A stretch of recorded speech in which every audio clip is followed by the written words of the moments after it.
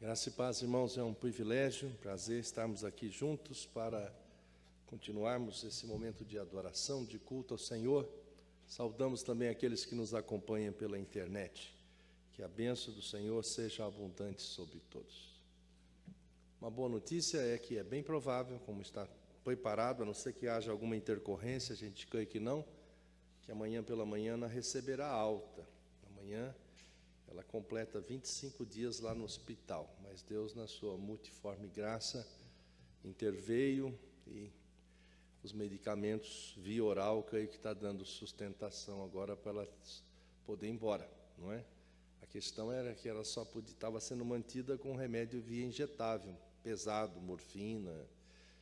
Graças a Deus descobriu que o parafuso estava solto e gerando essas dores. Foi consertado. Acho que o cara botou agora uma porca, uma arruela lá, brincadeira.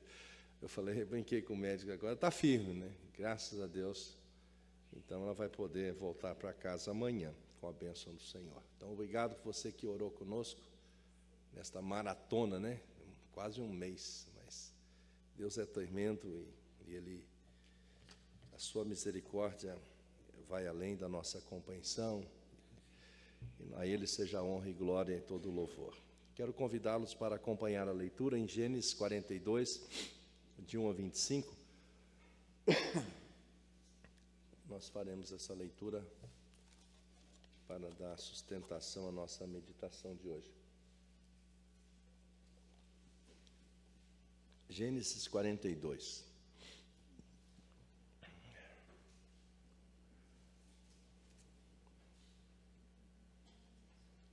Eu vou ler só até o verso 10. Sabedor Jacó de que havia mantimentos no Egito, disse a seus filhos: por que estáis aí a olhar uns para os outros? E ajuntou,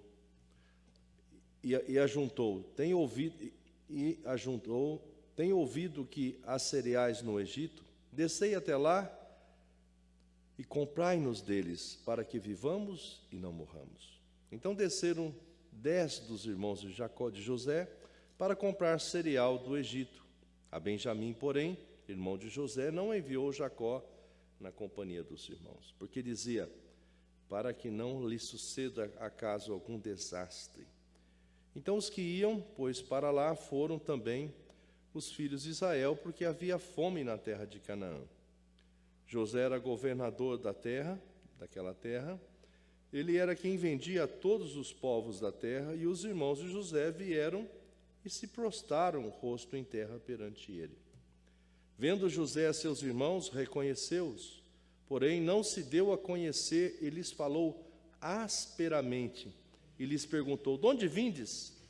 Responderam, da terra de Canaã, para comprar mantimento.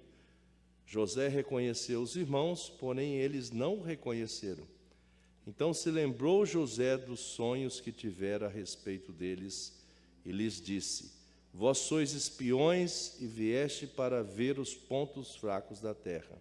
Responderam-lhe, não, senhor meu, mas vieram os teus servos para comprar mantimentos. Até aqui. Quero ainda falar mais uma vez com o Senhor, quero que vocês acompanhem a oração. Obrigado, Jesus, porque estamos aqui para te cultuar.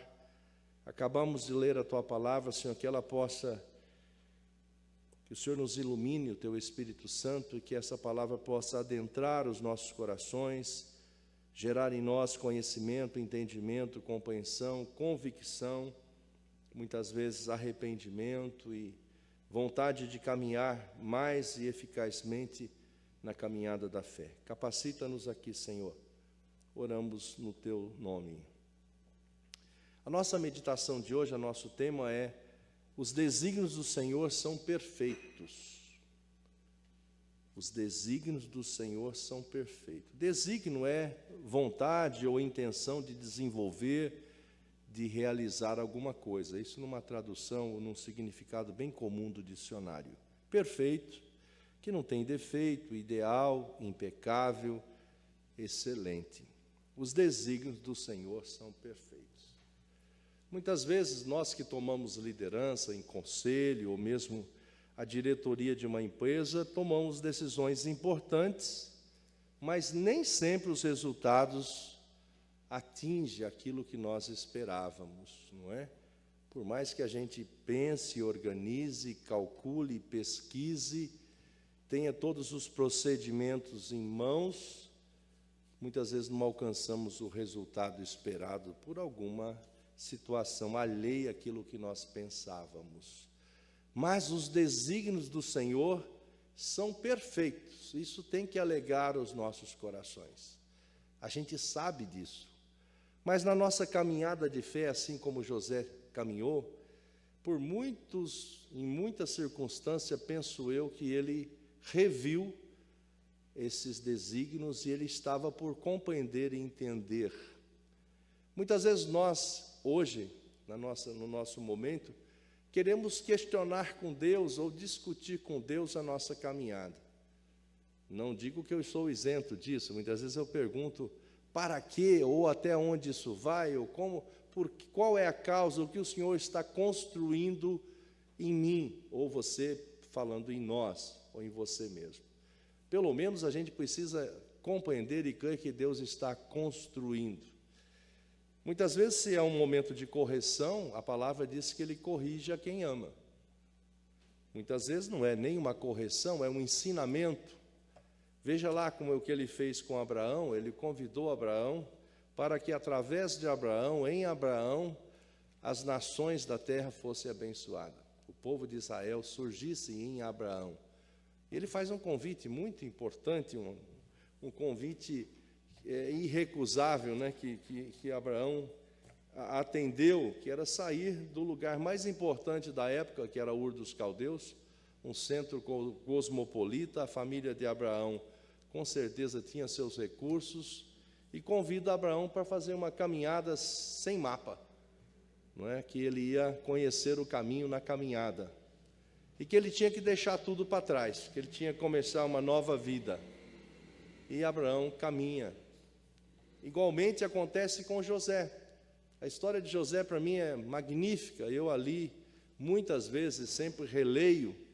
Nós, quem está acompanhando o podcast, começamos uma série de personagens da Bíblia. Então José é o nosso primeiro personagem. Já estamos aí com vários episódios sobre ele. E tudo começa com o presente que ele recebe do pai, pois José era o filho mais velho de Raquel, a sua querida, sua amada esposa. E José distingue aquele filho com uma roupa especial. Se fosse nos nossos dias, um terno Armani, né? E os irmãos estavam ganhando uma roupa diferente. Aquilo gera uma certa estranheza entre os irmãos. Não estou aqui dizendo que os irmãos agiram direito em nenhum momento, mas eles ficaram enciumados pela distinção do pai para com José. E, na consequência, no ato contínuo, a gente vê que José tem um sonho. Um sonho em que ele é como se fosse um feixe de trigo, e os outros feixes, os 11 feixes, os irmãos ao redor, se curvam diante dele. Aquilo gera mais estranheza, e parece que José está tendo um surto de soberba, né, de querer ser maior que eles. Depois ele tem aquela visão das estrelas, 11 estrelas, mais o sol e a lua, já envolvendo seu pai e a sua mãe, se curvando diante dele, quer dizer, algo ainda mais estranho nesse aspecto. Nesse primeiro momento da nossa reflexão, quando a gente olha, a gente está olhando para frente, crendo e vendo que os desígnios do Senhor são perfeitos. Mas na caminhada a gente precisa olhar para isto com fé, crendo que o nosso Deus é perfeito e tudo que Ele faz é bom. E que Ele nos ama, que Ele nos amou de tal forma que nos deu Jesus para que morresse em nosso lugar e nos desse vida eterna. Essas informações não podem se apagar da nossa mente na nossa caminhada. A gente precisa trazer à memória, como diz Jeremias, o que nos dá a esperança, e lembrar disto. Lembrar disto sempre, que o nosso Deus, o seu amor é imensurável, Ele é incondicional, Ele nos ama porque Ele é amor. A gente só ama porque Ele nos amou primeiro. A gente tem que lembrar disso nos momentos que a gente passa alguns apuros, que você não consegue enxergar ou discernir ainda o porquê. Mas você sabe que é bom, porque é Deus que está permitindo, e cuidando de você. Então, nesta caminhada de José, nesse primeiro momento, eu penso que que os desígnios de Deus, aparentemente, podem parecer ser impossíveis ou improváveis. Veja esse sonho dele. Esse sonho de que os feixes, representando os irmãos, se curvariam diante dele. E a gente sabe que nesta época a lei da primogenitura era que prevalecia. Rubem era o primogênito. E agora José vem com essa, não é? Perto dos irmãos, quer dizer, que novidade é essa? Mas ele não quis sonhar, foi um sonho que Deus colocou a ele. Muitas vezes Deus fala conosco em circunstâncias, em momentos, e nos mostra um caminho a seguir, nos faz com que caminhemos, mas ainda enquanto caminhamos, ou olhando para esse alvo, essa proposta de chegar-se num lugar, a gente não sabe os passos. José, nesse momento que sonhava, ele não conhecia o porquê, ou para quê, ou o que ia acontecer diante disso. Então, a gente pode, fazendo essa analogia, olhar para a nossa vida também, que a gente sabe que nós vamos chegar no bom caminho, no alvo. O alvo da soberana vocação de Deus em Cristo Jesus. O Senhor Jesus nos voltará para nos resgatar. Ele matou a morte e nos deu vida. E a sua palavra diz que aquele que crê viverá, que Jesus é a ressurreição e a vida. Quem crê nele viverá. A gente tem que caminhar olhando para isto. Que a nossa vida aqui na terra ela é momentânea, que nós estamos aqui por mais que vivamos 95 anos, 100 anos, é muito pouco diante de uma eternidade. A gente nem imagina o que seja uma eternidade. Eu gosto, já falei aqui, de me referir a alguém tentando explicar a eternidade, é como se um beija-flor pegasse um grão de areia de uma praia e transportasse a praia todinha, tirasse todos os grãos de areia. A pessoa que cunhou essa ilustração disse que passaria um dia na eternidade, um dia da eternidade. Então isso dá para a gente imaginar, é bem maior a eternidade do que isso. Mas para a gente perceber como a gente está preso no tempo, não é? A gente fica muito preocupado com o que vai acontecer amanhã conosco. Então, quando Deus fala alguma coisa conosco, a gente fica imaginando. Outro exemplo é Davi, não é? Davi, depois que ele é ungido rei, a vida dele gera um transtorno, né? Passa a ser perseguido, ele já tem que enfrentar lá o Golias, depois que ele enfrenta Golias, aí fica bom no aspecto, depois gera a ciumeira do Saul, a perseguição do Saul. A gente vai ver na vida de José a mesma coisa. José, depois que sonha, os irmãos ficam enciumados, eles vão pastorear, seu pai Jacó manda que ele vá atrás, olhar os irmãos, e ele procura os irmãos. Quando os irmãos veem José chegando, trama matá-lo. Veja em que tamanho foi essa questão da inveja. Eles tramaram matá-lo. Aí colocaram numa cisterna, a priori, para não matá-lo, e depois eles conversam lá entre eles, aí passam os midianitas lá, e ele é vendido como escravo para essa caravana que vai para o Egito. E a gente conhece a história de José. E ele chega lá, ele é comprado por Potifar. E como escravo de Potifar, Deus o abençoa sobremodo, e Potifar coloca todos os seus bens para que José cuidasse e dirigisse. E Deus abençoa isso bastante. Até que a esposa de Potifar cresce os olhos em cima de José e tenta assediá-lo. E ele resiste, e ele prefere obedecer a Deus e recusar aquela proposta indecente. E naquele momento de fuga, quando ele sai, a sua roupa fica, e ela o acusa, ela o calunia. E ele acaba sendo preso. Se a gente for analisar a história, a prisão foi uma bênção, porque aquele ato era um ato de pena de morte. Isso a Bíblia não ensina, mas os pesquisadores, historiadores, chegam a pensar que Potifar conhecia a esposa que tinha, ou que houve, com certeza houve a interferência de Deus para que ele não fosse morto e sim preso. Segundo ponto da nossa reflexão, primeiro ponto, os desígnios de Deus aparentemente podem parecer impossíveis ou improváveis, como que esse irmão ia sobrepujar sobre os outros? Dentro daquela configuração social da época, que o primogênito herdava tudo. Era o sucessor do pai.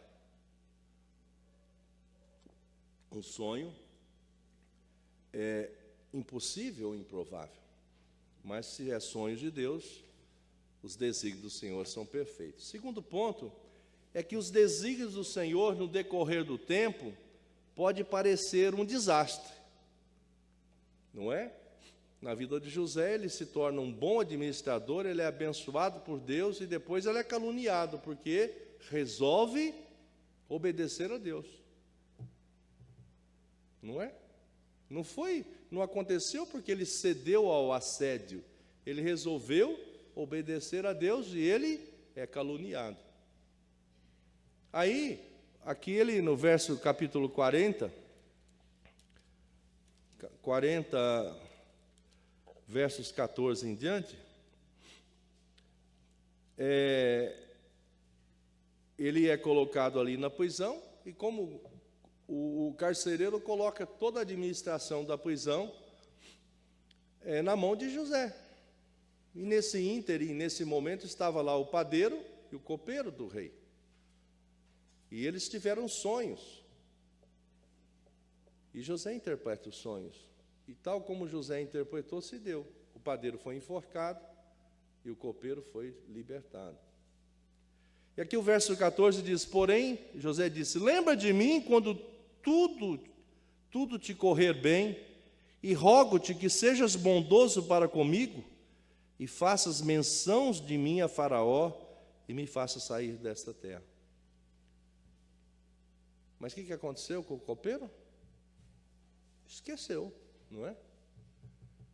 Mas com certeza é Deus que permitiu isso, para que a lembrança do copeiro se desse no momento crucial, não é?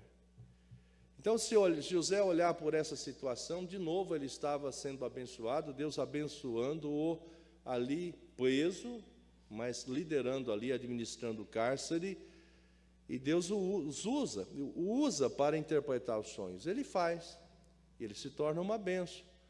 E tal como ele faz, acontece. Como eu falei, o padeiro foi enforcado e o copeiro foi liberto. E o copeiro esqueceu dele. Até que o faraó vai sonhar o sonho, né? O verso 20 diz aqui: no terceiro dia, que era aniversário de nascimento de Faraó, deu a esse um banquete, né? Aí a todos os seus servos, e no meio desse reabilitou o copeiro-chefe e condenou o padeiro-chefe. O copeiro-chefe reintegrou-se no seu cargo, no qual dava o copo na mão de Faraó, mas o padeiro-chefe enforcou, como José havia interpretado. O copeiro-chefe, todavia, não se lembrou de José, porém dele se esqueceu. Que a gente olhando assim cruamente, humanamente falando, parece que ter sonhos de Deus é um desastre, né? Porque ele não quis sonhar, ele sonhou, gerou uma inveja, acendeu mais, cresceu mais a inveja dos irmãos para com ele, gerou um processo de desterramento, né? Ele foi tirado da terra dele, foi morar numa outra terra como estrangeiro, como escravo, agora não como homem livre. Lá ele fez tudo certo e foi abençoado, foi caluniado por decidir obedecer a Deus. Eu não estou dizendo que Deus também não é justo, não é isso que eu estou falando, mas nós, olhando aqui no plano horizontal da nossa vida, muitas vezes a gente fica querendo entender algumas situações sobre nós. Mas o grande aprendizado que a gente precisa ter com José é de ser perseverante, é de continuar sendo obediente, é continuar seguindo o caminho, olhando para o Senhor, crendo que o nosso Deus é justo, misericordioso, longânimo, abençoador. E o terceiro ponto, já caminhando para a parte final, os desígnios do Senhor sempre serão cumpridos. Essa é uma grande verdade. Se os desígnios do Senhor são perfeitos, eles serão cumpridos. Então, isso na nossa caminhada de fé, a gente está olhando para a parousia, para a volta de Jesus. Com certeza Jesus vai voltar. E tal como ele falou, isso vai acontecer. Os mortos serão ressuscitados e os vivos serão transformados naquele corpo glorificado, onde não haverá mais corrupção, nem dor, nem nada. Vamos estar eternamente com o Senhor.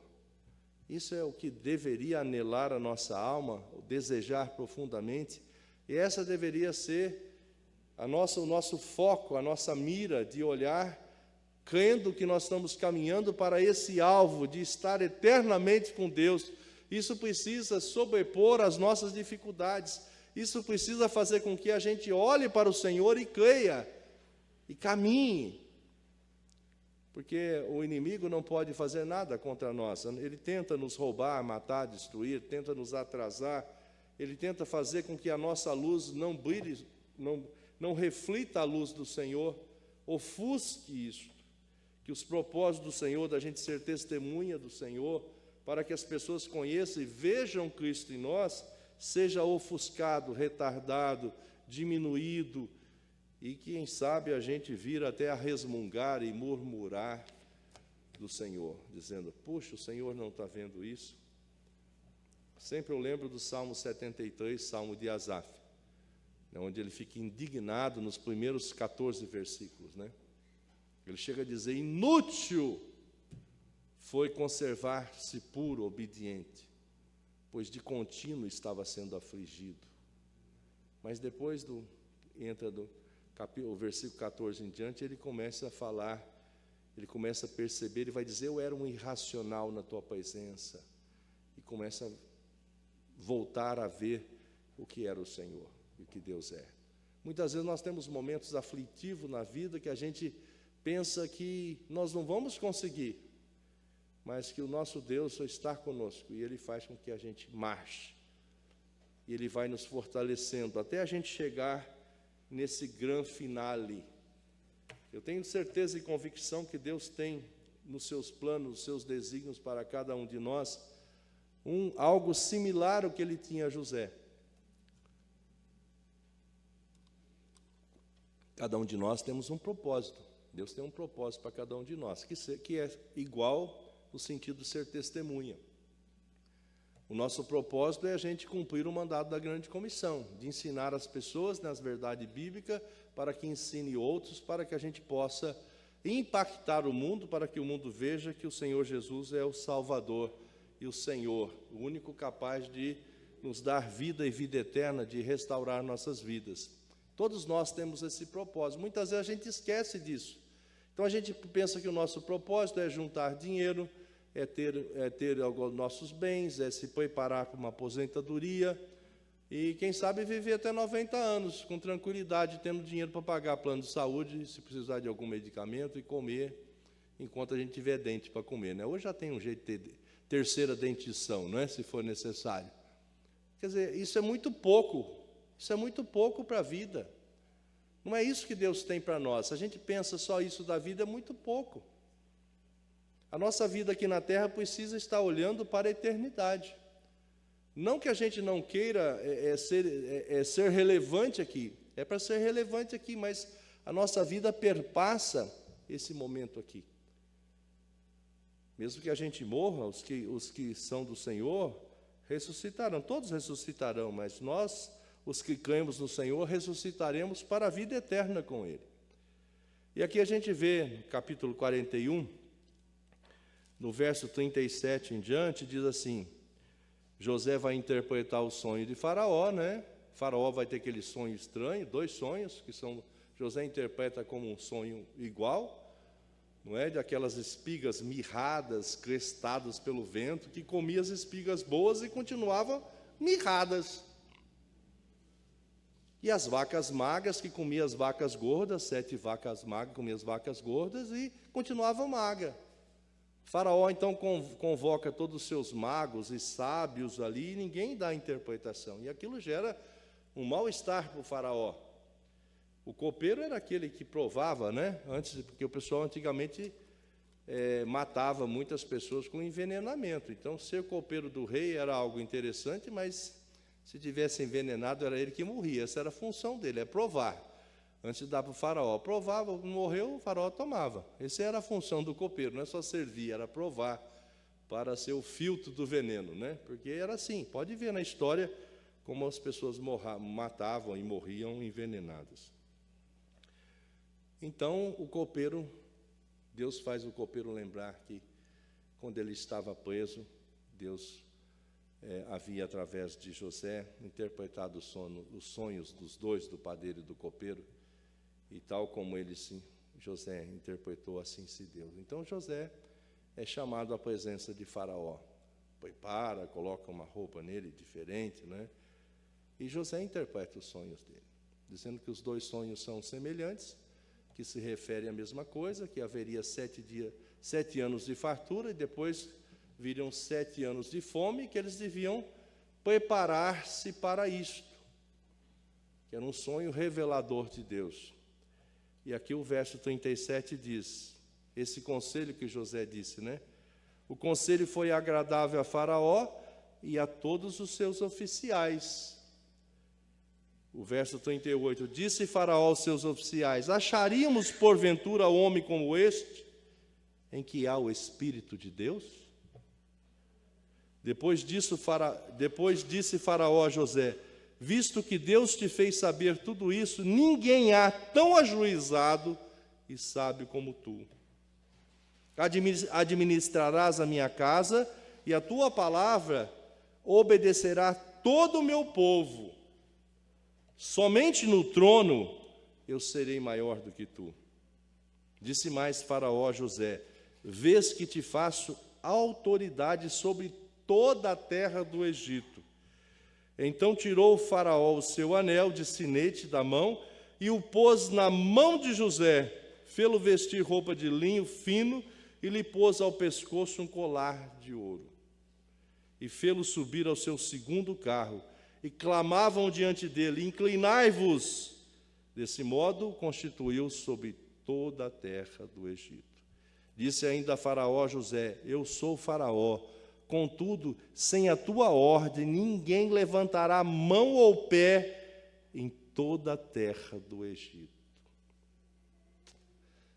Maravilhoso, irmãos, a gente perceber isso. Aí a gente vai lá para o verso 42, com que nosso texto, o capítulo 42, quando nós começamos a ler o texto, chega lá para comprar mantimento os 10 irmãos de José.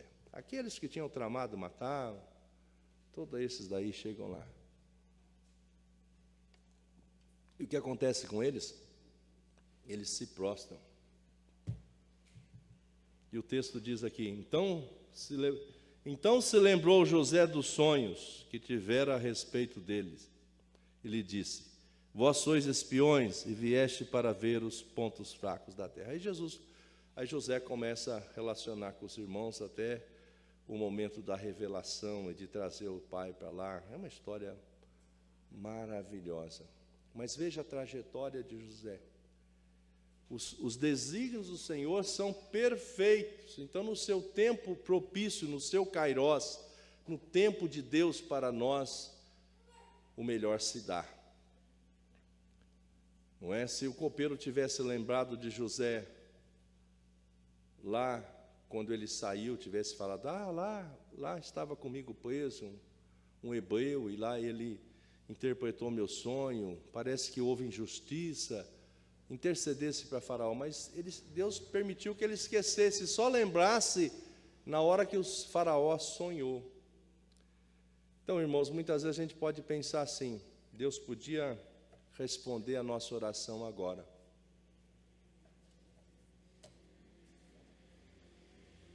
Mas nos planos do Senhor,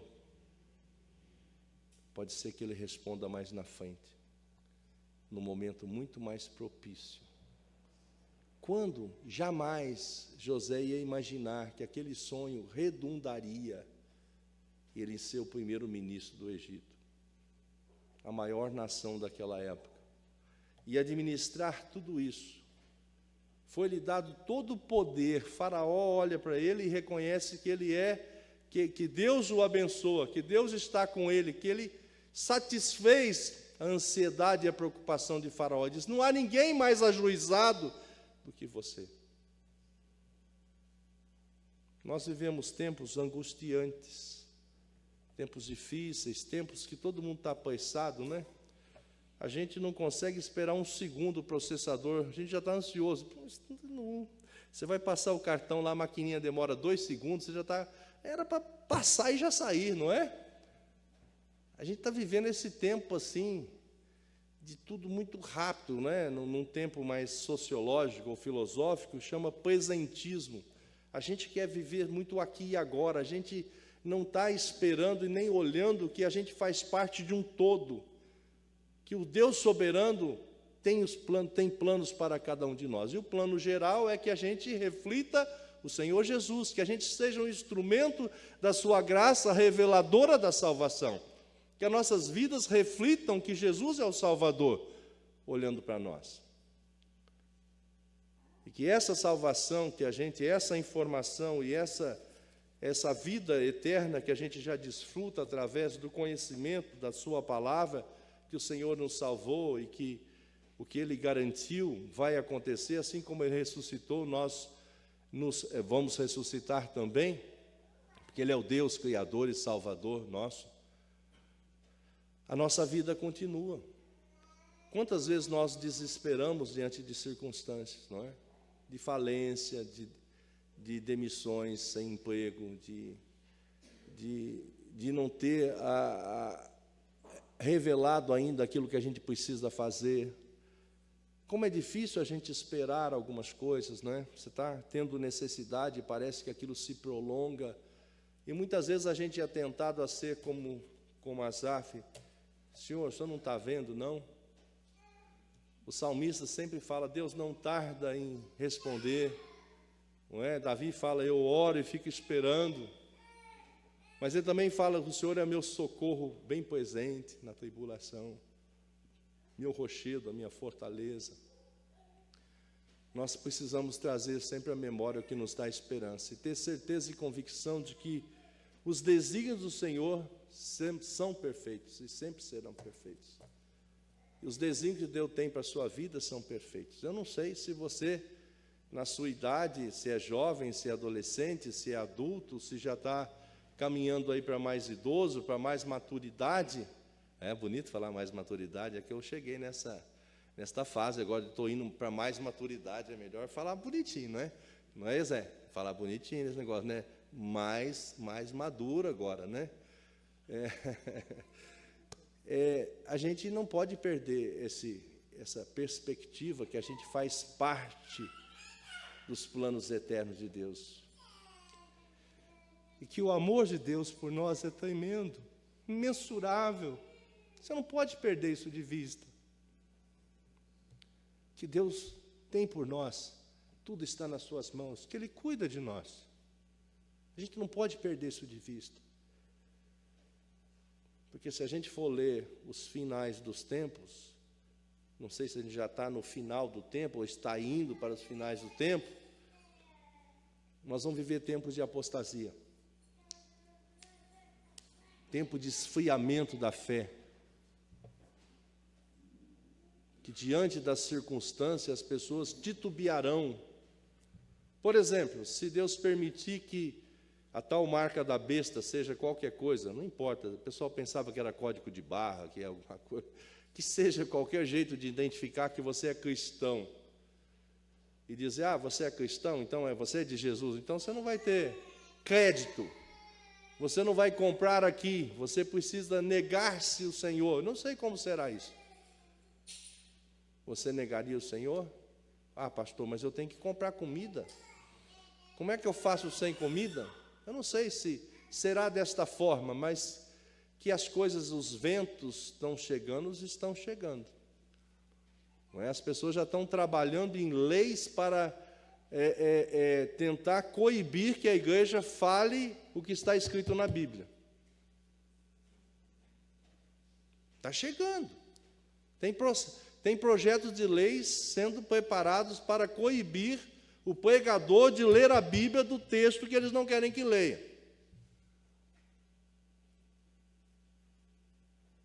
Isso é o começo de dores, não é? Não estou dizendo que Jesus vai voltar. Ele pode voltar daqui a pouco, mas não sabe. Mas a gente não via isso um tempo atrás. Eu não imaginava viver nos meus dias isso. Eu queria que Jesus voltasse, mas como que ele vai voltar se essas coisas disso que estão acontecendo? A gente já acha que tudo está acontecendo, né? É bem provável que diante do que acontece no mundo todo, o Senhor poderia voltar, não é? Porque ele não está vendo o Brasil, não está vendo nós individualmente, está vendo o seu todo.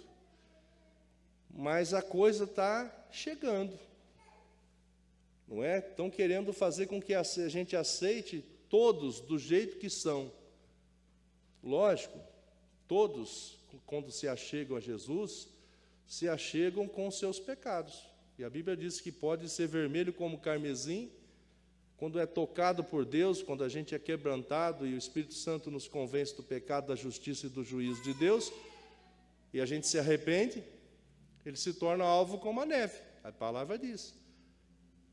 E aí começa o processo de santificação. Mas hoje as pessoas estão querendo fazer parte da igreja sem mudar nada. Do jeito que chegam, quer que fique, e quer que a igreja mude para que os aceite. Já tem proposta aí de escrever a Bíblia nesse chat GPT aí, tirar Deus da Bíblia. Estão querendo fazer uma Bíblia includente, uma Bíblia que tire o nome de Deus. Já estão fazendo um negócio desse aí, estão mexendo a isso. Então, essas coisas estão acontecendo. Olha, tem notícias falando disso. Então, nós não podemos deixar de pensar, de crer, que os desígnios do Senhor são perfeitos. Ele quer que sejamos, que continuemos a ser suas testemunhas. Que as pessoas, ao olhar para nós, vejam Cristo em nós. Que nós possamos refletir que, agindo o Senhor em nós, ninguém impedirá. Que não existe nada ou melhor do que estar com Cristo. Que não existe nada melhor do que ter a paz que só Jesus pode dar. Que possamos continuar firmes, irmãos, que possamos mirar no exemplo de José, que ele continuou.